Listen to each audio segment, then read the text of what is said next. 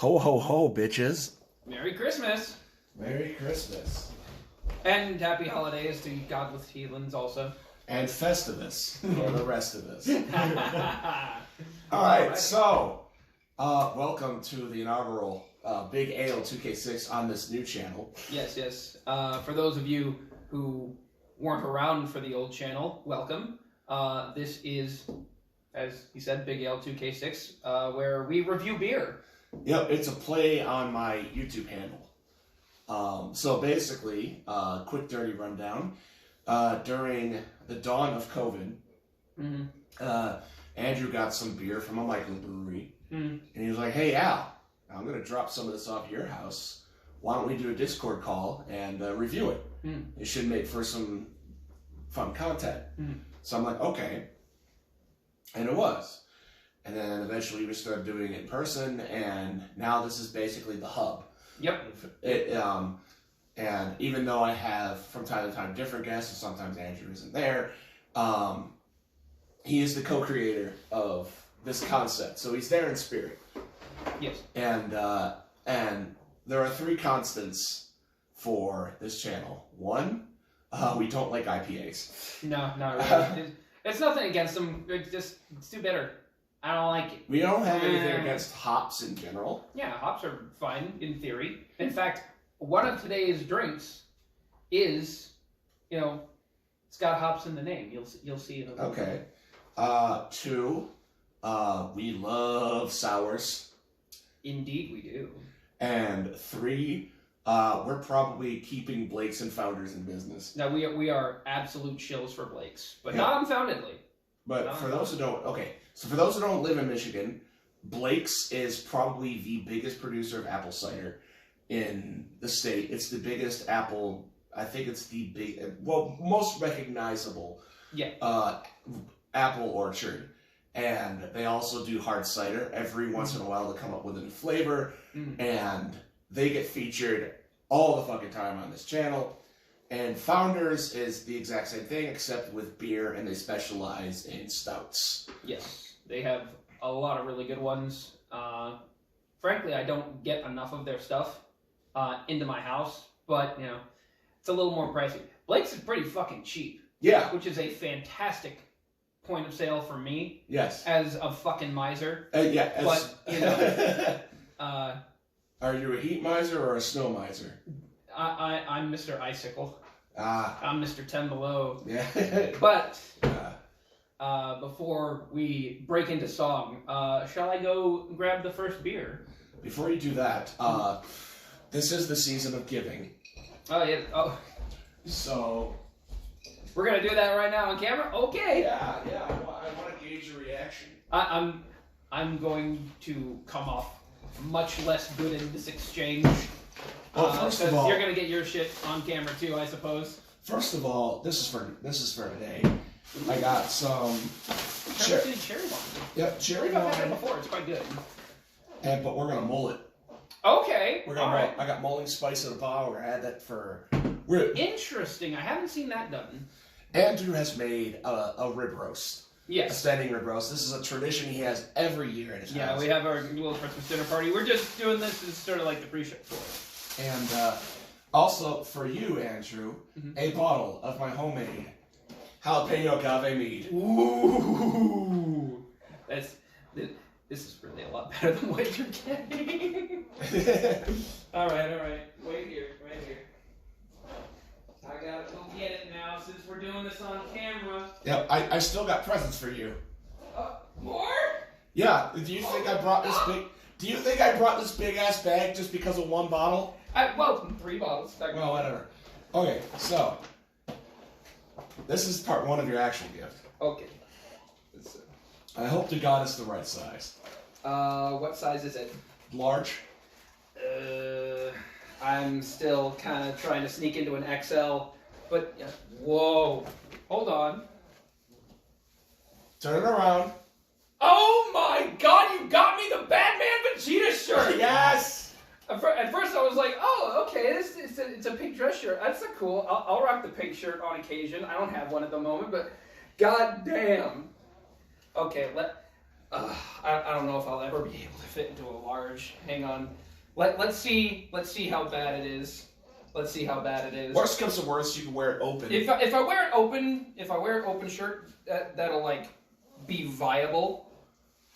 But let's see.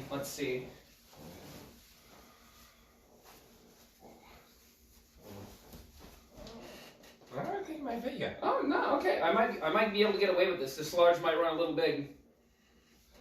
Just don't dry it. Like, don't put it in the dryer. Don't wash it. Don't dry it. Yeah, just leave it around.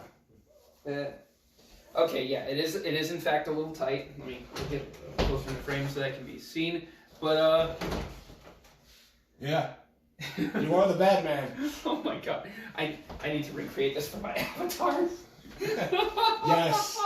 It looks good open. Yeah, It's no, really good open. Yeah. Like if you wear your I Am the Hype shirt. Yeah, and my high and the hype shirt under. No, that's good. That's good. I like that. And finally, It does look really good on you. your main gift. It's so, I love the power glove. It's so bad. All right. All right, your main gift. No.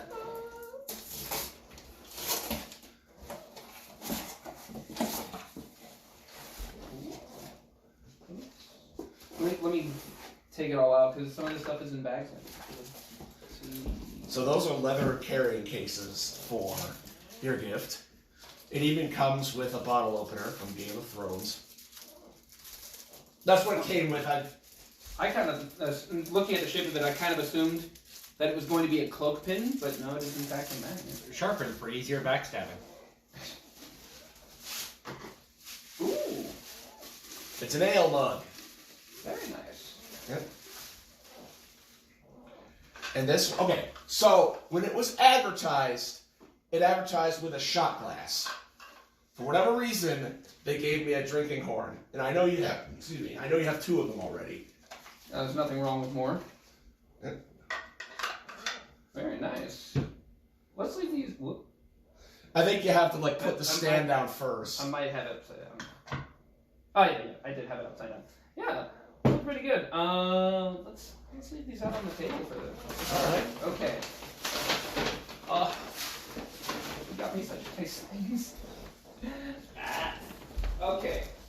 So I'll explain myself more when I come back up. Okay. I feel like it's required. The hand of the kingpin. Yep. Yeah, they advertised that it was the starter, that Alehorn starter kit. They advertised it as coming with a white horn shot glass. And that's why I bought it, because, I'm like, oh, well, he could always use a shot glass. Then it came with the drinking horn. I'm assuming maybe they ran out of supplies for it last minute, so they tried to compensate. Before I come back out, in my defense, Yeah. It's a little difficult to buy for you at the moment because you're in living space. You don't have a lot of space to put things, and I don't want to just get you stuff that's gonna have to just go directly to storage. Okay. And you said that your bar area was full, so drinks were out also. So merry meetness. What the hell is that? Some short ribs, flank steak, Oh, steak. shit! So so this'll be a fun few dinners. Oh, shit! I hope that's fine. Holy fuck! Make something nice for you and your mama. Oh my god. Short ribs, flank. Oh, I can make fajitas. Exactly. Rib steak. And more short. Oh my god. Dude. For right now, I'm gonna go put these back into my freezer, but Dude. grab the tablecloth there. Thank you. That's awesome. Okay, I'm glad you're happy with it. That's how you make a chef happy. Yeah. Prime cuts of beef, baby. Oh, and another thing I usually do for Big Ale, I have a charcuterie board. As, Yeah, we tend to have ourselves a little snack along with whatever we're doing. So. Yep. All right. As you can see, little charcuterie board with We meats will and cheeses. start All right, let's go. right here. Let's go. What do we got? So, this is a special art can that I picked up quite some time ago. Haven't had a chance to get it on the show yet, but here we are. This is from... Where is it on here? Collective Arts in Wanakee, Wisconsin. Huh. All right, and it's called Jam Up the Mash. It is a dry hopped sour. Okay. Is the one I was referring to earlier. I love the art. So you've got a shoe bill and shit on there. Love shot. We Looks love like sours. looks like a Not so much toucan. hops. So- Yeah, but dry hopping, it tends to you get. Yeah, You don't get for so those much who bitter don't, okay, flavor. dry hopping is where you toss the hop in after the brew is done, as opposed to cooking into it. So you get some of the more delicate notes of the hop flower, rather than brewing it like a tea, rather than brewing it like a tea. A shoe bill, a vulture, a loon, an owl, a toucan. Yeah, there was a lot of. Let's see. Jam up the mash. Unfiltered. Ooh, it's gonna be one of those. A little cloudy. It's gonna be one of those hazy boys. Also, one tradition we always keep on this show: Yes. ASMR.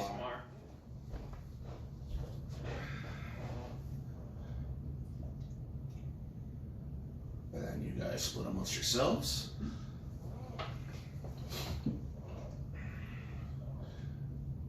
The color is what you expect from an ale. It's a nice little golden amber color. Like gold. Reasonable head. Yep.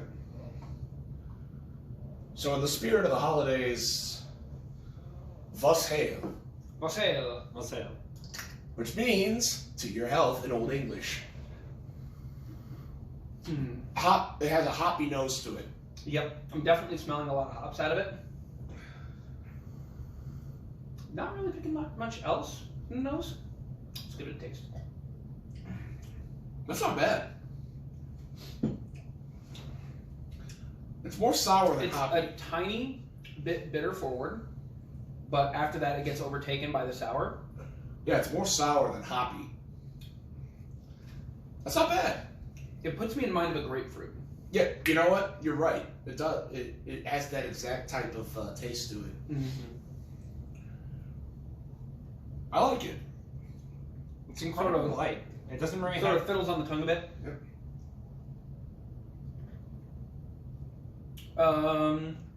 I'm not super impressed with it, but it's very drinkable.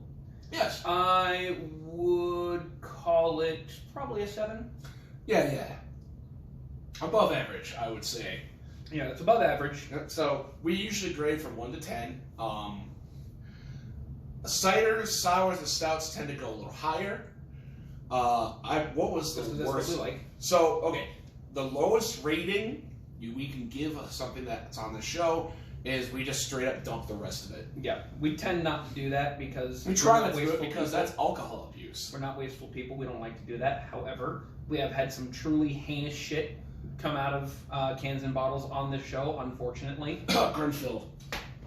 Grenfell is a, unfortunately, terrible offender, and also, unfortunately, I happen to have more of it. Yeah. So I forgot. So if you haven't been subjected to, a Grenfell review before, good news, one's coming just as soon as we get around to it.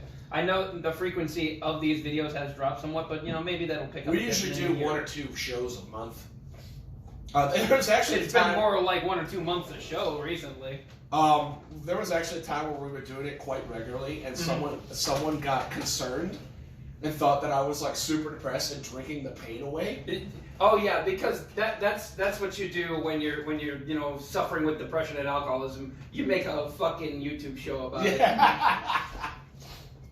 So Grenfell is a meadery. They specialize in making meads, but they're not very good at it. Yeah, I don't know. Maybe there's a market for people who enjoy that sort of taste profile. Burnt rubber, but it's not here. From what I've seen with Grenfell, what they specialize is marketing. Yeah, That's what suckered Andrew into buying it in the first place. Yeah, it's true. Because they have all these cool ass labels and cool ass names, and And advertising on Facebook and being like, oh, look at this wonderful meat. And listen to all these lovely buzzwords about the product we've got. And they all taste almost exactly the fucking same. Yeah. There were like 3 standout ones that tasted different from the rest. Root of all evil. There was maple the root of all evil. There was the root of all evil, which tasted sour and gingery, which sounds like it could be good, but not in this way. And then there was the root of all evil maple, which was the same but sweeter, but that really helped it, and that made it like the only good thing in their lineup. And then there was the lime Ricky, which also tasted significantly different from the rest of it, but again, not in a good way. It's like a wet sour, if you know what I mean by that. Yes, I understand it's all liquids, but you know when something tastes wet, yeah. Anyway, next drink is going to be a blackberry sour from Waypost Brewing Company. These are out of Fenville, Michigan. So I don't know where Fenville is, to be honest with you. Never heard of it, but I'm hoping they make a good blackberry sour because. Both of these came in 4-packs, so we'll find out one way or the other. So. Oh, you want to do the honors? Yeah, I'm gonna go up and do this. Yeah, go ahead. And away we go.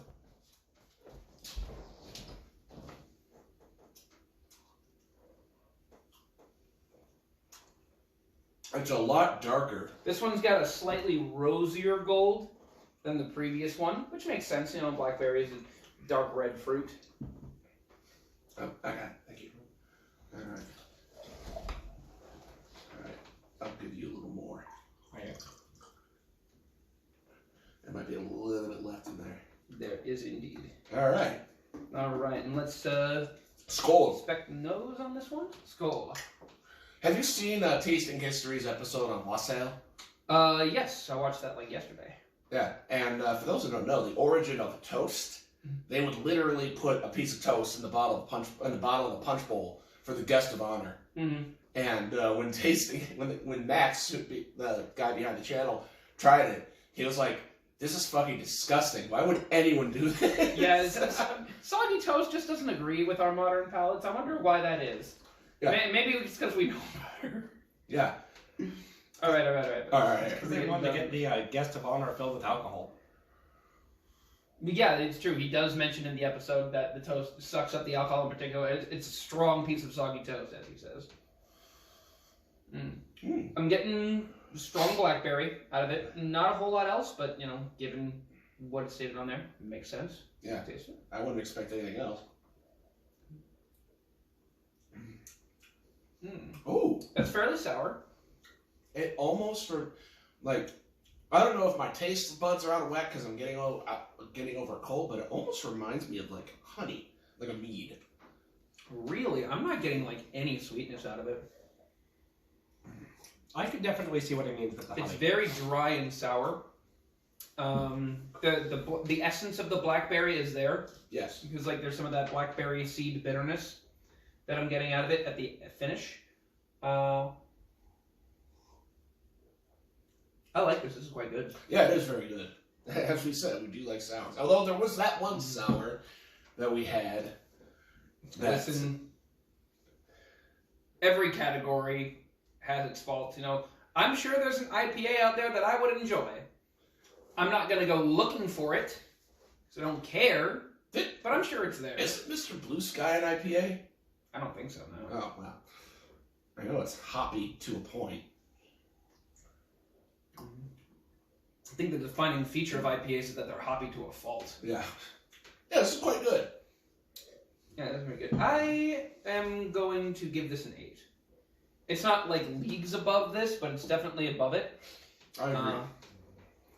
I do quite like it. I wish it were a little sweeter, but that's because I really like sweet drinks. And I'm not really sure, even now that I say that, if that would really help this drink. You know, it's just kind of what I feel like in this moment. But yeah, it's still pretty good. Yeah, I like that. Don't be shy with I definitely pay for it again on purpose. Don't be shy with the meat, by the way. Oh, absolutely. I'll probably be attacking that more viciously once we finish up the shoot. But for now, on to some stuff from Blake's. Yep, Blake's recently released a couple new ones as part of their party selection. We're going to go ahead and start with one called Grand Cherry. So this one is actually classified as an apple wine. Okay. It's an imperial cider, so so it's above 8%. It's going to be a higher ABV. Okay, then. Yeah, 8.5% to be exact.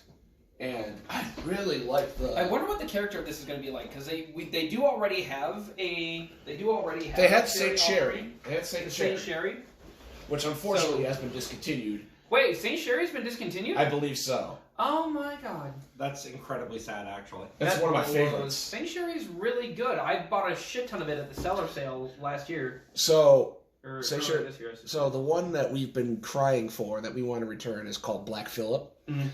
And it's like this jet black can with like fucking goat face on it, blood orange, and cranberries. And it had like a pentagram of Bahamut on it, and they discontinued that. And we're like, what the fuck, guys? That was your best one. It was a hard 10+. Yep. Very few things on this show get like a straight up 10. No one that we've given it to has been like, it's okay. Everyone's been like, yo, that's great. Yep. So, maybe we're just in a bubble. Maybe it didn't sell well. Maybe people were upset by the imagery. I don't know. All I know is I'm sad it's gone and I want it to come back. Well, this has a very similar kind of labeling. It's jet black with a bunch of red shit all over it. Let's see. In terms of the design, I don't think the design language is very close to the Black Phillip. It's definitely more floral than, satanic.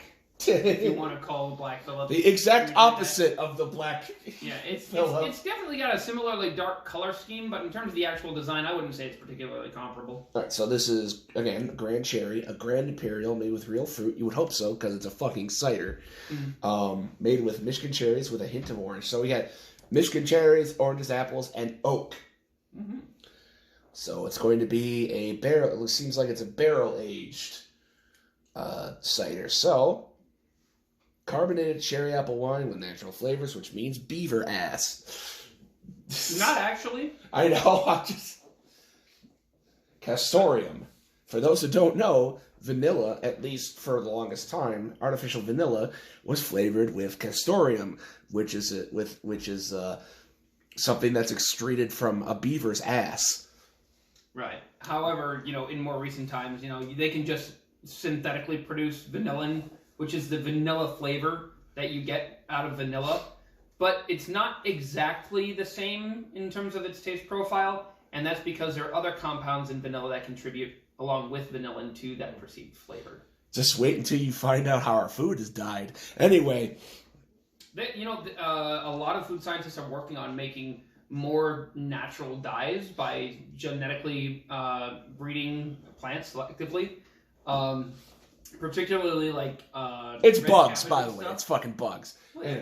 They're trying to get them out of red cabbage and stuff because they want to get organic dyes. I know they're trying stuff with coal. So they can put no artificial coloring on their packages. So it comes down to marketing, but I'm fine with that. Yeah, I've heard worse about food, honestly. Mm-hmm. But yeah, I think they're even trying to make dyes out of coal or whatever. We've been genetically engineering plants for thousands of years. Shout out to the Dutch. But it's really a lot better when you do it with breeding rather than with science. All right. So anyway, now with that science and history lesson out of the way. Oh, that was a hearty one. That was a good click. That was a hearty one. Holy fuck! All right. So. But yeah, I'm with Calvin on this one. Direct genetic editing, we don't really understand well enough how DNA works in terms of what's doing what exactly to just be going in there and directly editing genes. Because, sure, you might be turning on the gene that controls for, I don't know, eye color, but you don't know what else it's interacting with. Guess and test works fine for things that you're not using. Did you guys hear about the artificial womb factory? The what? The artificial what womb in factory. the Metal Gear Solid is this shit? Okay, so some company had produced a video detailing a facility of the world of tomorrow where they have a bunch of these artificial wombs. You get, in vitro fertilization, then you put the embryo into the pod, and then it grows up there. Are you telling me Death Stranding is real? Yes. And here's the fun part. Here's the fun part of the whole thing. See, it's the pod that your baby is in is connected to an app on your phone, so you can monitor your baby's heartbeat. You can play music for it. It's and for the premium elite packages, you can do selective gene editing using CRISPR. Oh my fucking god. We have reached the end of human civilization. Cheers, everybody. On that note, fucking cheers. Oh god. Okay, that's a very strong apple and cherry nose. Oh yeah, the apple's more of an undercurrent, but it's rising the cherry up to the top. Rise. You can smell it directly under the cherry. It's a very interesting smell. All right, let's get a taste. Oh, that's good. Oh, okay. That's very good. Oh, hold on. What the hell?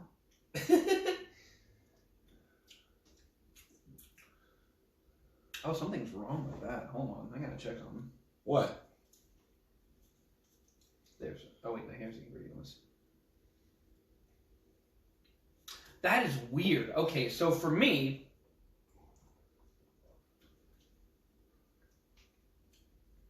I'm getting this really distinct bitter afternote that puts me in mind of an artificial sugar flavoring. He's very sensitive to sugar. It's not in there. It's not in the ingredient list, so I don't think it's in there. It might be from the oak barrel. I mean, it's possible it could be a tannin thing from the oak barrel, yeah. Oh, that's strange. I don't care for that just based on that particular factor alone. That's unfortunate. Yeah. It's crisp. It's got some good things going forward. Compared to the Saint Sherry, as an example. It's less sweet, but not by a huge factor. It's not dry. It is sweet in its own right.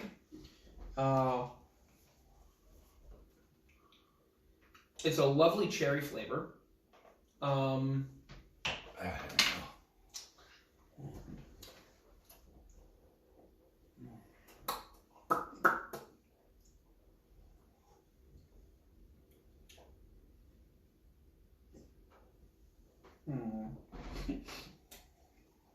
He's got to taste it like 18 times.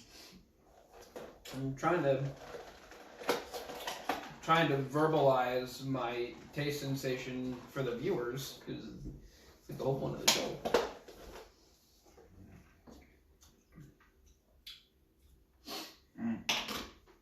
Yeah, I think I've pretty much covered everything though. Unfortunately, that bitter sensation, it's killing it for me. I can't rate this any higher than like a 5. Oh, that's unfortunate, because I really like that. It definitely deserves higher. Like, 5 is my personal. Objectively, this is probably a 7, but that bothers me. It bothers the shit out of me. What about you, Calvin?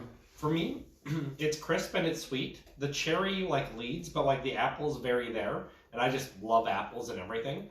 So even though it's a smaller note, it still is like a player, and you can really taste it in there. It does have kind of like a bitter aftertaste, but it's not a strong bitter. It's a very hint of a suggestion of bitter at the end. My palate's just picking it up like a fucking Geiger counter. I don't know what it is. It's a personal issue I've got to deal with. Yeah, I'm giving it a 7 too. Okay. I like it, but so this is the last scheduled one that we have for today. Okay. This is Mule de Pomme. It's a pomegranate, ginger, and lime hard cider. And as somebody who loves pomegranates to fucking death, I'm excited for this one. Yep, so Blake's has started what they call their bar cart series. And essentially what it is, it's specially crafted hard ciders that are meant to be used in cocktails. And you can use them out of the can. You can combine them with a single spirit, or you can do like 1/3 thing with them, which is I think a couple things, if I remember correctly, from some of the other stuff that they've done with this. So it's a fun concept, definitely, and I think from a marketing standpoint, kind of brilliant because people are really into the canned cocktails thing now. Yeah. And this hits that, but from a different angle, which I think is really smart. I think their first one was Paloma, which Yep. is their take on the tequila cocktail. Paloma, and then they did a more tropical one. Tropicalata. Yes, the Tropicalata, the one that I didn't like because it was coconut. Yeah. Oh, that's another concept. Andrew fucking hates coconut. I don't like coconut. I don't know what to tell you. Which is weird because I love tiki drinks, and a lot of them can have coconut in them. The tiki drinks that do not have coconut in them are fire, and I do enjoy them. Like a Blue Hawaii, which is a Blue Hawaiian without coconut. So anyway, let's take a look. So Mule de Pomme, as the name suggests, it is their take on a Moscow Mule. It's a 6.5% alcohol per volume, and I actually really love the can here. You know, it's got the pomegranate, it's got the lime, it's in a copper can, and if you look on the back, it actually gives you a serving suggestion where you can either turn it into a mule by adding vodka to it, serving it straight, or mix with gin, ice, and lime and serve in a copper mug. Do you have a copper mug? I think I do. Yeah, I'm almost certain you Maybe it do. tastes different. Hang on, let me go check. Yeah, you do get a slight chemical reaction if you serve these sort of drinks in a full, proper copper mug. And oh no, here it is. So Oh wait, no, because what I own for some reason is would you look at that? It's a copper mug. No, it's not. The interior appears to be stainless steel, so it's visually a copper mug, but on the interior, but it's lies. It's just something pretty to drink out of. It doesn't chemically interact with what you're drinking at Yeah, all. I have proper mule cups that are 100% copper. Now, there is some scientific debate over the safety of doing that, actually. Cancer. Yes, because it can actually bring some copper into your drink. That's how it's changing the flavor, after all. And consuming too much of that can be bad for you. Is it something that's going to be a massive risk to your health if you're having a mule every couple of months? Probably not. I probably wouldn't say you should drink out of that, from that sort of thing every day. But, you know, we've been using copper pans and kettles for a very long time. I'm sure it's probably fine. Just don't cook tomatoes in them. There you go. So, Mule de Pomme. Dim the lights, pour the ice, and set the mood for this hard cider twist on the fruited mule. I don't have a dimmer switch. Juicy pomegranate, bold lime, and a kick of ginger make Mule de Pomme. Mule desired. Copper mug not required. So, yeah. So with the Paloma, you know, it's like, add it. Tropicalata, they suggest rum for obvious reasons.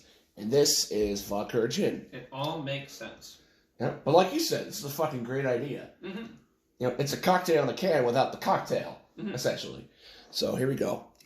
Because one of the main downfalls of like a cocktail in a can is they've got to get to like a certain ABV, and it's generally cocktails in a can aren't very good. No, because you know you got to make it in a mass market condition. It's got to have a certain amount of consistency. Yep. And that's hard when you're working with ingredients like fruits, like you would use for like lemons and limes, oranges, etc. And also, it's hard to get really good stuff at scale inexpensively. So they tend to use cheap ingredients, and they just tend to not be very good, and it's just really unfortunate. But if you just do something that is meant to be combined with a stronger spirit, you can much more easily get away with that sort of thing. Oh yeah, this comes with a lifetime warranty. So Ooh, nice. And I'm sure it'll be fine as long as I keep it out of the dishwasher. Yep, you gotta hand wash these bad boys. And on that note, yes. All right. Ooh, it's a rosy color. I would expect nothing less considering the pomegranate. Thank you for pouring for me. No problem. It's a rose gold color, as Andrew said, because there's pomegranate in there. Mm-hmm.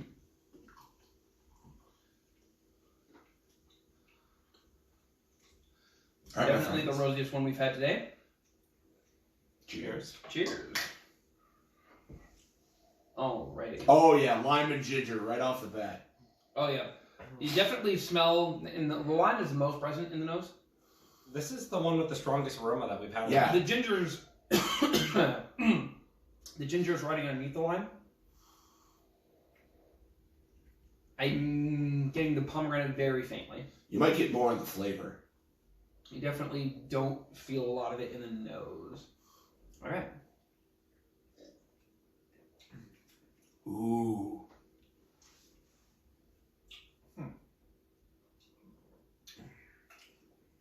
It tastes more ginger and limey than pomegranate. Yeah.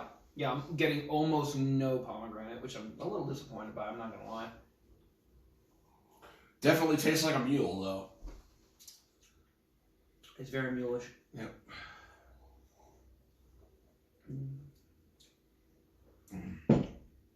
Yeah, that lime and ginger just ride roughshod over that pomegranate. It's too overpowering, Mm-hmm. in my opinion. I still like it. Which is weird because pomegranate's not a subtle flavor. It's very bold. You know, it's what actual grenadine's made out of. Mm-hmm. Mm-hmm. None of that Rose's corn syrup shit. Yeah, do not buy Rose's grenadine. I will come to your house. I will find you. YouTube, don't take this down. If you must use store-bought grenadine, Just make your own. It's not hard. No. There are so many guys. I'm about to say, if you must buy store-bought, do not get Rose's and make sure that it uses actual pomegranate. If you see corn syrup on the label, put it back on the shelf. And just... This is not an anti-corn syrup thing, you know. I mean, not that I don't hate the Antichrist.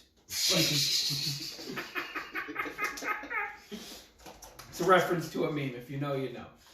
But, you know, it's not an anti-corn syrup thing. It's just, it doesn't belong in grenadine. You don't need it. Water, sugar, pomegranate juice. This is a little bitter. It is a little bitter. From the That's ginger, to be probably. expected from the lime, I'd say. Lime and ginger, yeah. I'm with you. I'm disappointed. I was hoping for more pomegranate. And I'll call it a 6. Yeah, it's middle of the road for me. I imagine. I wouldn't go out of my way to buy it, but if somebody asked me to pick it up, I wouldn't be like, "What's wrong with you?" I'd just be like, "Oh, okay." Like I imagine. Now hear me out on this one. Okay. Speaking of grenadine, Mm-hmm. I imagine that if you add just a touch of real grenadine to this, it would taste like it should. Possible. I'm out of grenadine at the moment. I haven't made any in a while. I should make some more. Come to think of it. By the way, shout out to How to Drink for his recipes on cocktail syrups. They're bar none the best that I've seen on YouTube. Yeah, he's pretty good at programming most of the time. Yep. I do appreciate. Oh, by the way, I don't know if you saw his recent episodes, but he had a Dragon Ball Z themed episode. Yeah, I did see that. That's interesting. I would like to try some of those at some point. So I'd like to see how those come out.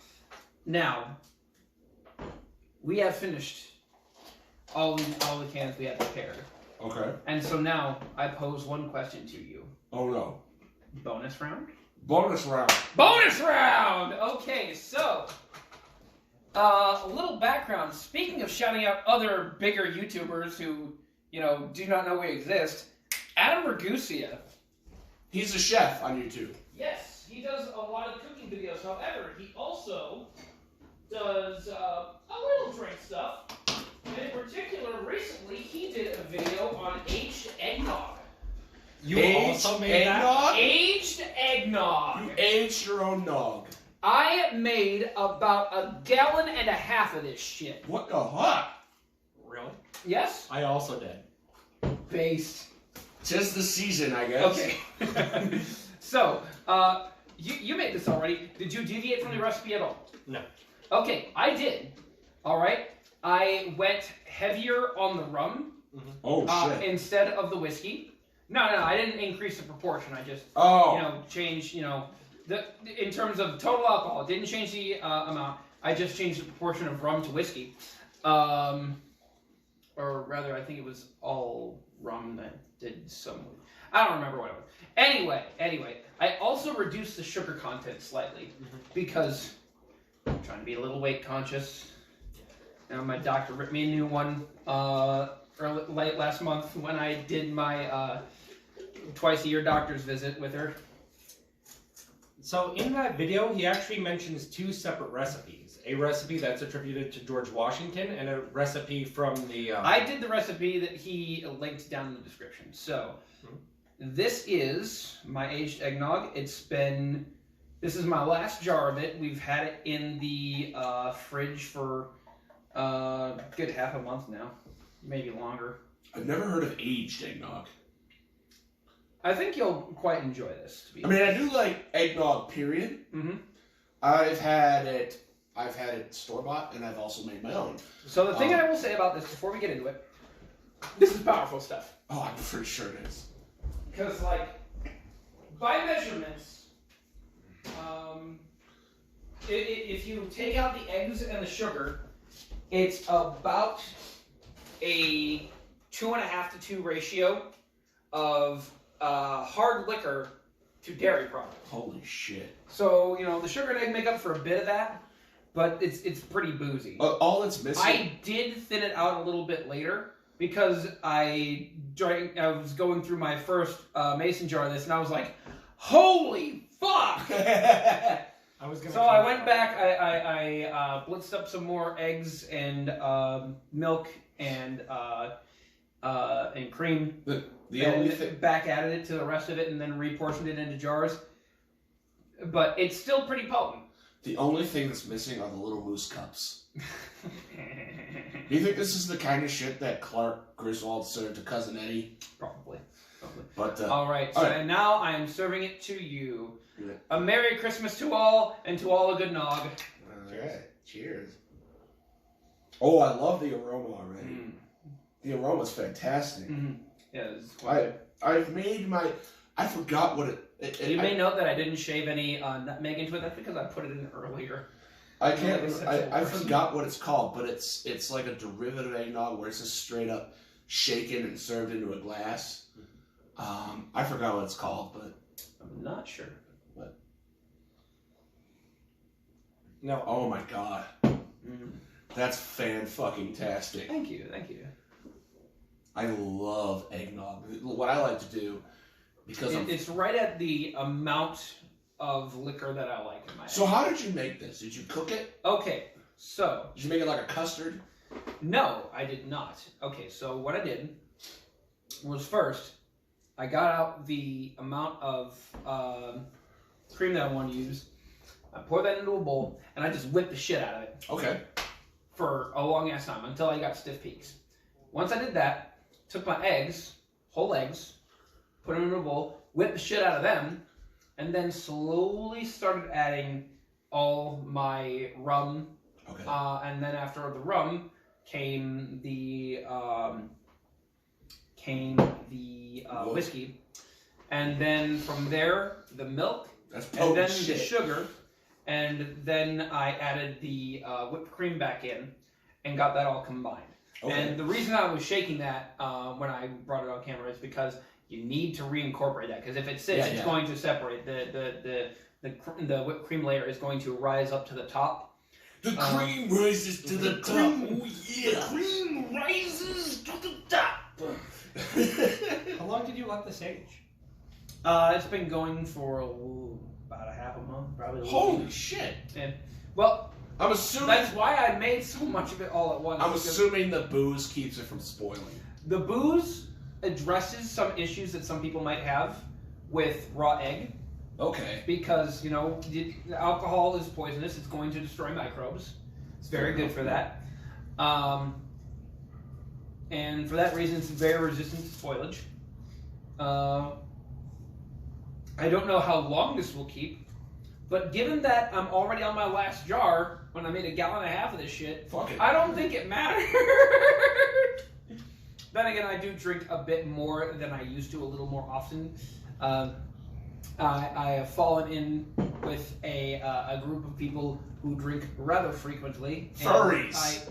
They're not all furries. There is a fairly large proportion of them. And the next theme event is going to be furry themed. VR chatters. Let Yes. me there. VR chatters. Yes, this is a VR chat group. I'm in there 3 or 4 nights a week. It's very pog. It's very based. I love them all. If any of you are watching, hello. Yeah, it's just a good time. But yeah, I would recommend this eggnog very strongly. I would scale back the amount of alcohol, and I'd make it a gallon to 2 gallons at a time, depending on how big your mixing bowls are, because this is... That sounds like the perfect ratio for like a punch bowl at a party. Oh yeah. So, like I said, I also made this, and I made both recipes in the video. I tried specifically the one that the scientist was recommending, the one that the video more focused on, and I've been trying it throughout the aging process, and it's actually tasted like very significantly different at different points in the aging process. That do be what aging do, you know. People underestimate how much both drinks and foods will taste, you know, as they change over time, I will say. Fermentation is rad. I'm not even talking about fermentation. I'm just talking about, like, the difference between a lasagna that you cooked today and a lasagna that you cooked yesterday is incredible. Now, Chili. There you go. Stews, all sorts of things. Now, some of these are due to the way, and in particular in terms of meat dishes, like chili and stew, that's down a lot to how gelatin works. Okay. When you break connective fibers in meat down into gelatin and they re-solidify, to remelt gelatin, you actually have to get it to a higher temperature than what it takes to have it break down into something that forms into gelatin later. So after you heat something up to that state, you know, when you cool it off and then reheat it, it's chemically different than the first time. and boy, You can feel it in the texture of the food, which is interesting, but I'm not even talking about that. I'm just talking about, like... So, the algorithm recommended me a video from this channel called Stillit, which is a... I know that one. Yeah, he seems like a pretty cool guy. I've watched like 3 videos so He's far. made like banana liquor. This motherfucker made mead and then distilled it into moonshine. Honey moonshine. And they called it, apparently it's called honey shine in the biz. Huh. And shockingly, apparently it retains a lot of the identity of the honey even after the distillation process. Oh shit, that sounds amazing. I know, right? And interestingly, my dad is talking about possibly getting a still. Oh So- shit. Yeah, that might be what he does with his retirement. Just Can you fucking starts imagine- shining? He's gonna become a shiner when he retires. for Christmas we'll need to buy him big old barrels. Very Can nice. you, okay, can you imagine? You've had my cherry apple mead. You've had my apple pie mead. And I'm not sure if you had my agave mead. I might not have. Well, you're gonna try it tonight. Can you imagine that distilled? I shudder to think. See, the thing is, like the meads that you've made, they have so much beautiful character to them. That it might be get lost. I don't want to lose that in still. Gotcha. Like the meads that I've made, kind of shit. Yeah. I wouldn't mind putting them through the still. See, you know? I watched like hundreds of YouTube videos to perfect my. Yeah, I just kind of like throw my honey and water in the thing and see what happens. Hey, that's what our ancestors did. And God bless them for it, because if it wasn't for them, I wouldn't be here drinking heavily. Skull. Yes. Skull their ancestors. Well, I'm out of drinks. Calvin's out of drink. Al, are you out of drink? Would you like to try the meat now? For content. Bonus round? Bonus round. Let's do it, baby. We probably shouldn't drink it out of cream-filled glasses, so I'm going to assist with that. I'm gonna bring out some stuff. Don't you worry. I'm very smart. Yep. So this has been aging for almost a year. So this is a jalapeno agave, you said. Yep. I was trying to invoke the feelings of like a paloma. Mm-hmm. So there's also I also aged it with citrus rind. Okay. And you're going to get the flavor profile of the jalapeno, and you're going to get the spice. The spice isn't so prominent. It's going to be like a black pepper spice. Okay. For everyone who just watches and never actually gets to taste any of this, I'm sorry you had to find out this way, but he's a wizard. Yeah. Hey, when you get laid off during COVID, you got to find a hobby. You know what I mean? I wouldn't know personally, but I definitely imagine that is the case. Yes. You know, people need something to fill their time. Skål! A lot of people who work too much, they feel like they don't want to do anything because they don't get to do nothing. But really, people don't like doing nothing. They want to do something. People want to work on things. They want to better themselves. That's me. And a lot of people I go don't, crazy if I'm not doing something. And a lot of people don't realize that, and they try to do nothing, and then they're not happy. Yeah. They just fill their lives with like really fucking menial shit. If you're tired all the time, if you're depressed, if you don't know what you're doing with your time, try learning a skill. Make something. I've learned homebrewing. Try cooking. Try brewing. Try gardening. Try anything. Making things. The human brain is wired to enjoy the creation of things. It doesn't need to be perfect. It doesn't need to be beautiful. It doesn't need to be amazing. It just needs to be something that you've done yourself. It's called self-actualization. You'll feel better. Yeah. Take that to the bank. I love you. Mwah. Let me smell this. Yeah. The aroma, you could definitely get the jalapeno. The jalapeno is very nose forward. So I was trying to invoke like tequila vibes by adding the agave. Let's get into it.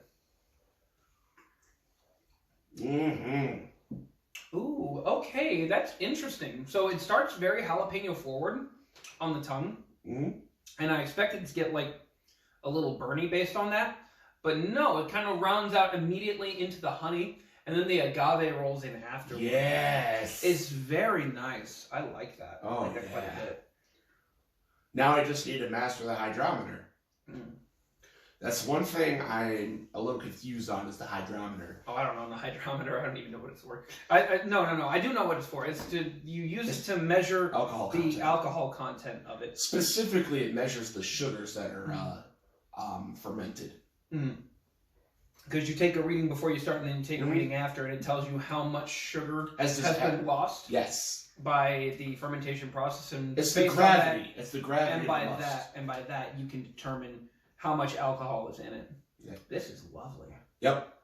And you get a very subtle burn. You get a very there's a little bit of spicy capsaicin content in there. It's like, okay, so if crunching into a jalapeno is slapping your hand onto a hot grill, this is sort of like holding your hand over the radiator on a cold day. Yeah. It's very gentle. It's very welcoming. It's very nice. I love it. This is really good. Thank you. You did a damn good job. I'm currently making another one. Nice. Okay, what is it this time? It's an Acerglin. A what? Maple mead. Okay. Specifically, it's a spiced Acerglin. Okay, I am here for that. So it's got cloves, it's got nutmeg, it's got peppercorn, it's got citrus rind and raisins to help add sugar to help add food to the yeast, and I use bourbon aged maple syrup, baby. Nice.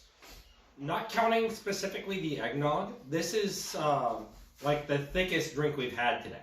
Yep. Well, I hope so. It's a very full-bodied liquid. It's definitely got some tongue weight on it, and it's really good. Thank you. Like my first instinct is to see what I could mix it into and in terms of a drink, but my immediate follow-up instinct is no, just drink this straight up.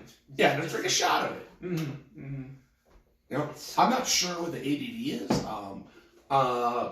I would wager that it's not super high. No, it's a very drinkable mead. So it's not like knocking on your ass strong. It's still rather sweet. It's still rather sweet, which I appreciate personally. Yeah, I would wager it's probably like maybe 5 to 8%. I think that's a very accurate number. It's 5 to 8% because it's not knock you on your ass. It's quite possible. All right. Well, closing thoughts, gentlemen. My favorite today was probably the blackberry sour. Yeah, I'd say the blackberry sour was our stand-up for today. I'm disappointed with Grand Cherry and Mule de Pomme. Not terrible, but I expected better. Yeah, the Grand Cherry is not something that I'm gonna be getting for myself. I see how other people could like it. I'm straight up disappointed by the Pomme. I love pomegranate. I would like there to be more pomegranate flavor in this. I'll make the dissenting opinion here. My two favorites were the Grand Cherry and the Mule de Pomme. Yeah, fair enough. See, that's why we have different guests on this show. Exactly. It makes shit interesting. Of course, there is no accounting for taste. You know, everybody's tastes are going to be a little bit different. And if you like, one of these things and you don't care for, what we say is good, that just means we have differing tastes. And hopefully that can still be informative then. Because, it's like with any sort of review. If you have a reviewer that matches your taste, you can rely on them pretty well. But if you have a reviewer who has opposite taste of yours, that's valuable too. Because if they like something, you're not going to enjoy it. As far as this one specifically, the Mule de Pomme, I would say I'm very interested to see what it would be like with fresh citrus and with gin. I'm not usually a gin guy unless it's specifically mixed into something, but I think it really might add something. I have enjoyed very few gin. I'm not a gin guy either. Yeah, I'm not very ginny either. But that strawberry gin you got me was fucking fantastic, I must say. I'm glad you liked it. Andrew got me a strawberry gin. It was for my birthday, right? Yes. Andrew got me a strawberry gin from Japan, and he got me this vodka from Hawaii for another reason that, hey, the bottle looks cool. Yeah, it had a sick bottle, and I'm like, I bet I'll love this. Yeah, and for those who don't know, I have a mini bar at home, and I quite frequently like to indulge in some tiki drinks every once in a while. But I will have to get a hold of that raspberry gin now that I know it's good and worth having. So it's not very juniper forward at all. Like you get more of the strawberry. Mm-hmm. It almost tastes like strawberry and rose hips. That's what I would describe the flavor as. So the interesting thing is with gin, like the defining facet of it is not in fact the juniper. Okay. The defining factor of what makes something a gin is it's herbal flavored vodka. Okay. So if I really wanted to make my own gin, you could have it could have been just strawberry leaves that were imparting that character to that strawberry gin. So what you're saying is, if I wanted to make my own gin and have it classified as a gin, just take vodka and put fucking pine cones in it and spruce leaves. I mean, you could, but then we're getting to the same effect as the juniper berries here, so why bother? Yeah. No, you know what I think could be very interesting? A sage gin. That might be very good. Use that in a Bloody Mary. Yeah, there you go. I might try doing that. I might get some, because I've got some, I've got a big old bottle of high proof Everclear here. And in this world, what you can do is you can take whatever you damn well please, and you can shove it into a high proof alcohol, and alcohol soluble flavors will permeate that alcohol. And I've got some apple extract sitting in my pantry right now, and I've got some Christmas flavor extract sitting in my pantry right now. That's just holiday spices. Some 5-spice, allspice, star anise, cinnamon, clove. All right. It's quite nice. I used that when I made a pumpkin soup for Thanksgiving. I used just a splash of that, and it was... That pumpkin soup turned out damn good. That sounds fantastic. I've made pumpkin soup at my old place. I'm such a fucking nerd. I used the official Twilight Princess recipe for Yeti's pumpkin soup with goat cheese. Very good. Goat cheese is underrated. It really is. Some people do not appreciate goat We cheese. stand goat cheese in this house. And those people... Look, I'm not saying they should be publicly flogged. I'm just saying I wouldn't weep for them. Oh, no. I'm kidding. I'm kidding. It's a joke. Everybody calm down. So on that note, I think we're done here. I do believe we are. A Merry Christmas to all. Yep. Thank you for watching to the end of the video. And we'll see you next time. We'll be there we'll be there for you when we crack open another cold one. Next time might be Grenfell. Turn in for suffering. Yeah. As is tradition for this show, cut the feed.